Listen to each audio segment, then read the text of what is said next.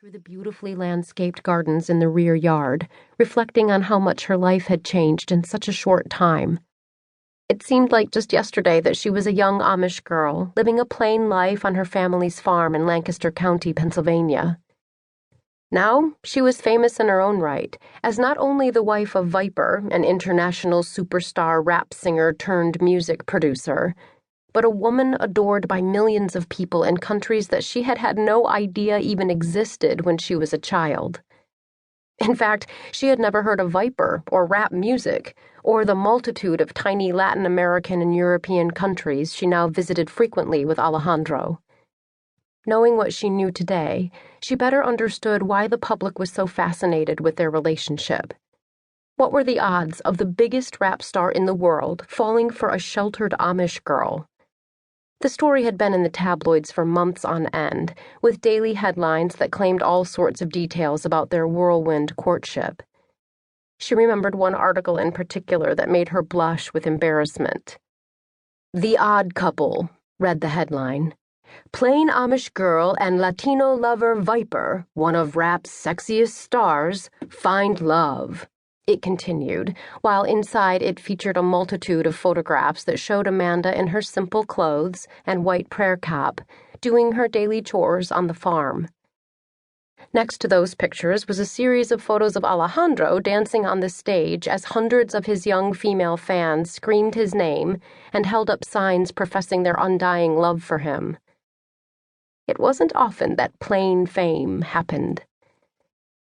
Fate, Amanda thought as she slowly opened her eyes and stared up at the ceiling, the blades of the fan moving so fast that she couldn't pick an individual one unless she concentrated intently while trying to follow them. Like the fan blades, fate was a moving target. She understood that few moments in time could be pinpointed as the single moment that could change the trajectory of one's life.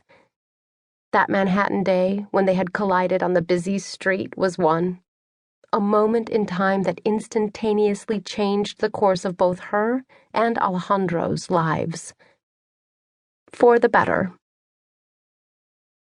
Amanda took a few moments to lie in her bed, snuggled into the warmth of Alejandro, and thought about quietly getting out of the bed to close the slats to the plantation shutters, which were now allowing a stream of sunshine into the room. She decided against it. Along with her habit of constantly opening windows, she also hated to close the plantation shutters. The large backyard and tall fence that surrounded the property, along with the tall bushes and trees that protected them from prying eyes, not to mention the room-cooling film on all of the windows, made her feel safe enough. Alejandro, however, preferred the shutters closed when the sun set, for security reasons as well as for privacy.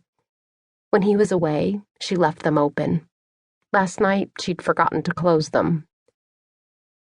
Just as she started to move about, hoping that she wouldn't disturb him, he slid his arm over her shoulder, gently pulling her toward him. She shut her eyes and smiled, enjoying the moment.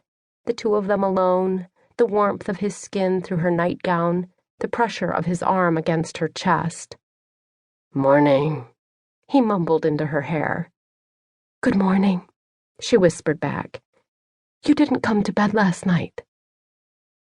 After their unforgettable reunion, Alejandro had gently carried her into their bed like a bride on her wedding night and softly kissed her forehead as Amanda quickly drifted into a dreamless sleep.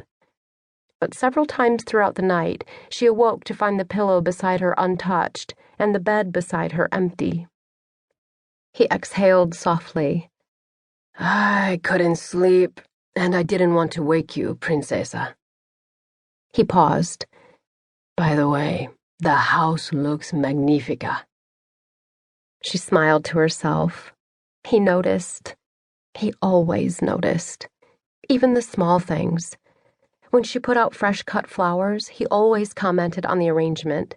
If she wore a new dress, he would compliment her on how it flattered her figure. His attention to detail, especially when it came to his wife, was just one of the many things that she adored about him. "What time did you finally come to bed?" she asked as she placed her hand on his wrist, gently stroking his skin with her fingers.